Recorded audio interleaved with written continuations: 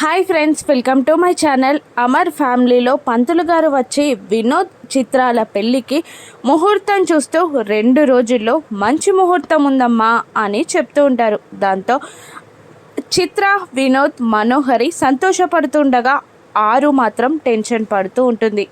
అమర్ ఇలా అడుగుతూ ఉంటాడు చిత్రని, ఈ పెళ్ళికి ఎవరెవరిని పిలుస్తున్నావు చిత్ర అని అమర్ అడుగుతుండగా, అదేంటి బావగారు అలా అడుగుతున్నారు, నాకు అనాథాశ్రమంలో వాళ్ళు తప్ప ఎవరు లేరు అని అంటూ ఉంటుంది చిత్ర.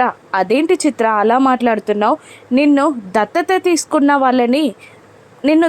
తీసుకున్న కుటుంబాన్ని ఈ పెళ్ళికి పిలవవా అని అమర్ అనడంతో అందరూ షాక్ అవుతారు. బాగి, ఆరు, మను, చిత్ర, వినోద్ అందరూ షాక్ అవుతారు అమర్ మాటలకి. దత్తత తీసుకోవడం ఏంటండి అని బాగి అడుగుతుండగా, అవును, చిత్రని ఒక ఫ్యామిలీ దత్తత తీసుకుంది అని అమర్ చెప్తూ ఉంటాడు.